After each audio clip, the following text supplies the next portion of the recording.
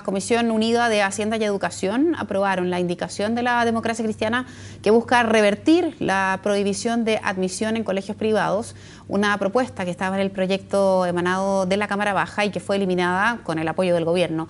Queremos conversar respecto de esa modificación y cómo han visto algunos parlamentarios ese hecho en este proyecto de reforma educacional. Ahora la comunicación es con el Congreso en Valparaíso. Ahí está el diputado Giorgio Jackson. Diputado, ¿cómo le va? Buenos días. Buenos días, Verónica, ¿cómo estás? Muy bien, gracias, diputado. ¿Por qué ustedes están en contra de que los colegios particulares pagados puedan seleccionar quiénes ingresan y quiénes no? A ver, nosotros la norma que introdujimos luego de la discusión tanto en la comisión como luego en la sala y que fue aprobada por una vasta mayoría tanto en la comisión como en la Cámara de Diputados con más de alrededor de 70 votos a favor, consiste básicamente en establecer que no se pueden pedir antecedentes con respecto al potencial pasado o presente en materia cognitiva de un estudiante al minuto de acceder a un colegio en todos los establecimientos. Pero eso solo desde prekinder hasta sexto básico es lo que afectaría a los colegios particulares pagados por un principio básico que tiene que ver más con razones pedagógicas que tan solo políticas. Los niños cuando están en el proceso de enseñanza es súper nocivo que se les someta a test por varias razones. Uno, porque lo que se busca nunca es la escolarización temprana. Es decir, que a los niños cuando están en prekinder, en kinder, se les trate de forzar a aprender a leer o a escribir o a sumar o a multiplicar, cosas que no tienen que estar aprendiendo, sino que tienen que estar en una fase más de juego, de descubrimiento. Y también porque tiene un efecto nocivo en cuanto a la desigualdad.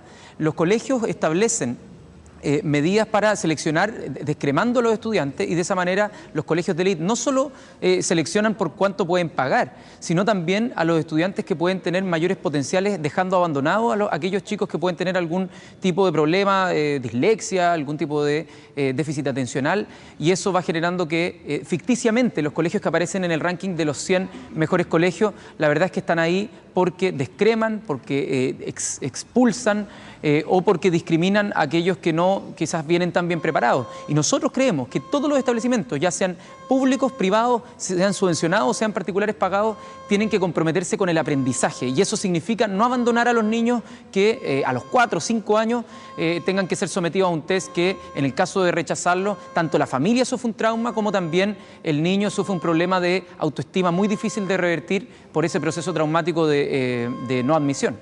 Y si ese colegio no recibe aportes del Estado de ninguna naturaleza y corre con platas propias, con fondos de los mismos apoderados que deciden llevar a sus hijos ahí, ¿por qué el Estado debería decirles entonces si tiene o no tiene que seleccionar si ese establecimiento no le pide plata al Estado? A ver, porque no tiene que ver con la plata esto tiene que ver con los niños, tiene que ver con el derecho a la educación. El derecho a la educación no es solo a que te puedan financiar la educación por parte del Estado, sino que los principios que rigen el sistema tengan coherencia con lo que uno desea para el país. Y en materia de los niños pequeños, estamos hablando de 4 o 5 años, sí, que a un niño lo sometan a un test para ver si es que puede acceder o no a un colegio, nosotros creemos que es un atentado contra los derechos del niño, contra las convenciones internacionales, contra los tratados que hemos firmado con parte de la UNICEF, y al menos no creemos que puedan los colegios particulares pagados saltarse eso y poder discriminar a los niños de esa manera. Nosotros creemos que es un atentado contra las prácticas pedagógicas que cualquier educador o educadora de párvulo, que cualquier persona que pueda ser experto en educación te diría inmediatamente: no es bueno que a los niños desde tan pequeños ni se les escolarice, ni se les trate de inculcar una lógica donde ellos quedan fuera si es que no pueden ser capaces de aprender un test. Lo que estamos pidiendo es que todos los colegios reciban un aporte del Estado, asuman la corresponsabilidad de mejorar la educación en el país, y la verdad es que un colegio no es bueno porque deje a los alumnos atrás y diga: ¿sabes qué? Yo no me voy a hacer cargo de este niño. Un colegio es bueno cuando se hace cargo incluso de aquellos estudiantes que vienen con algún problema de aprendizaje, que tienen alguna dificultad, y de esa manera pueden sacarlos a todo adelante. Entonces tiene que ver con un tema de principio, no por quién pone la plata. Y para entenderlo bien, ¿qué pasa con la autonomía, la libertad y la decisión que tiene un privado de hacer con su proyecto lo que estime conveniente? Más allá, insisto, de lo ideal y de lo utópico que probablemente todos decíamos, voy a lo estrictamente casi legal. Incluso el ministro de Educación decía, ojo, que el Estado no se puede en algunas materias intervenir cuestiones que son estrictamente privadas, y hay que hacer la diferencia respecto de hasta dónde llega la competencia del Estado en estas materias. A ver, todo el artículo 1 del proyecto que hace referencia a la Ley General de Educación, o sea, que introduce modificaciones a la Ley General de Educación, la mayoría de esos artículos rigen para todos los establecimientos, para los particulares pagados, para los particulares subvencionados y también para los municipales. Correcto. Entonces, hay muchas normas que se están estableciendo que rigen a los particulares pagados también. Es decir, nos vamos a meter con los reglamentos internos para que no puedan establecer, o sea, para que tengan que tener el principio de no discriminación. Es falso que no podemos, mediante una ley, establecer marcos mínimos, tanto de currículum como también de comportamiento en materia de admisión de los colegios particulares pagados. Esto es una decisión política y no se entiende, yo creo que la gente en la casa no entiende que el argumento de la no selección sea tan bonito para el 93% de los estudiantes, pero para el 7% de los hijos de los más ricos no lo sea. Eso yo creo que la gente no lo entiende en la casa. ¿Por qué la no selección es algo bueno para el 93% del sistema, donde están todas las familias de sectores populares, de clase media alta incluso, pero para el sector de la élite, para ese 7% no es algo bueno? Eso, desde mi punto de vista, es como el cura Gatica, predica pero no practica. Entonces nosotros al menos estamos tratando de que esta indicación, nosotros ayer tratamos de que no se aprobara la indicación de la democracia cristiana que el gobierno apoyó, y vamos a tratar también en el tercer trámite de revertir esta situación, porque nos parece bastante difícil que alrededor de 20 parlamentarios se den vuelta acá en la Cámara de Diputados con una decisión que cuando la aprobamos acá no generó ninguna discusión, todos estaban de acuerdo porque el principio es el mismo de no discriminación y de inclusión. Respecto de eso, ¿no es una señal a reflexionar que parlamentarios de la nueva mayoría estén a favor de no regular aquello para los particulares pagados, que incluso el gobierno no haya ido con una iniciativa propia desde un comienzo para querer regular de esta manera a los particulares pagados? Esa es la pregunta que quiero invitarlo a la reflexión respecto de que senadores como Carlos Montes, por ejemplo, sí, dice, mire, es verdad que hay un cierto ideal, pero también hay otras cosas que hay que soslayar y entender que hay terrenos en los que el Estado no puede entrar. ¿Es una señal para ustedes respecto de eso?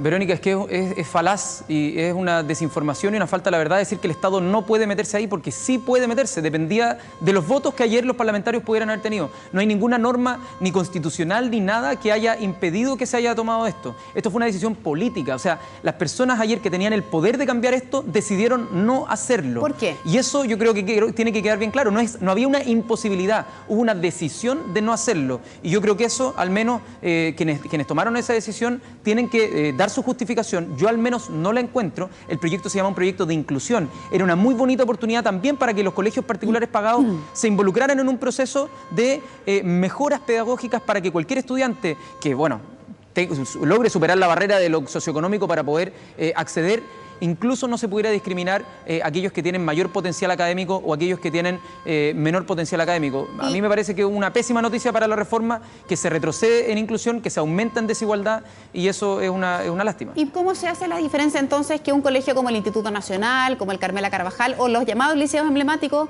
sí pueden resolver quién entra y quién no, y un particular pagado que no tiene ningún recurso del Estado no lo puede hacer?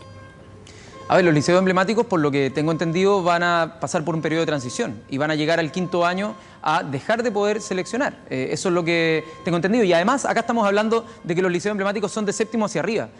Lo que estamos hablando nosotros, esta indicación de los particulares pagados, es desde pre-kinder hasta 6º básico, o sea, en el periodo donde los niños están en formación. Donde, pero vuelve a haber una contradicción, porque en una etapa no puedo seleccionar, pero en la otra sí estiro el elástico y sí puedo seleccionar. Si estamos hablando de que la selección entonces es un proceso discriminatorio, sí, y que atenta contra los derechos del niño. En una etapa atenta y en otra no. ¿Me lo puedes aclarar? Porque la primera infancia, si tú le preguntas a cualquier especialista en educación, a los psicólogos o a cualquier persona que haya estado metido en el tema de la educación parvularia, te van a decir que la etapa de formación inicial, la etapa de formación de párvulo y la etapa de formación del primer ciclo básico son momentos donde el niño forja sus cimientos para poder entrar en el sistema educacional. No los puede someter al mismo estrés y a los mismos aspectos competitivos que cuando un niño ya está formado y está en la adolescencia o está llegando a las etapas finales de su formación de la educación media. Pero son etapas de formación completamente distintas. ¿Básico no se estresa tampoco cuando lo someten a una etapa de selección? Me refiero a que los derechos son derechos independientes de la edad que se tenga. también, y por eso nosotros eliminamos todo el sistema de selección en la educación básica y media en los colegios que reciben financiamiento del Estado.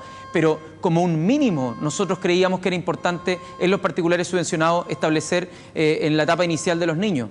A mí me gustaría que no hubiera selección en todo el sistema hasta cuarto medio, pero nosotros creíamos que esto podía ser algo pasable. De hecho, contó con con casi 70 votos acá en la Cámara de Diputados. Lamentablemente en el Senado no. Me imagino que cuando vuelva esos mismos 70 diputados no van a tener muchas razones para darse vuelta en su votación, y esto podría llevar a una comisión mixta, y espero que ahí podamos resolver este tema, porque la primera infancia, la educación de párvulo, no puede ser considerada una etapa de escolarización temprana. Lo dicen todos los especialistas, esto es bastante unánime, y yo creo que la decisión política que tomaron los senadores ayer no se entiende y no sigue ninguna recomendación técnica. Intuyo de tu respuesta, diputado, que va a haber mixta sí o sí.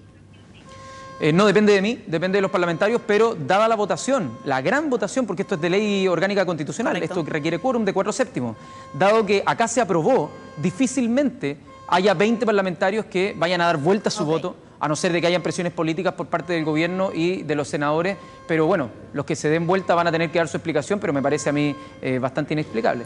Bien, le quiero agradecer muchísimo estos minutos de conversación para ayudarnos a entender el contexto de esta discusión. Que tenga un buen día, diputado. Muchas gracias. Muchas gracias, Verónica, que estés bien. Gracias, igual.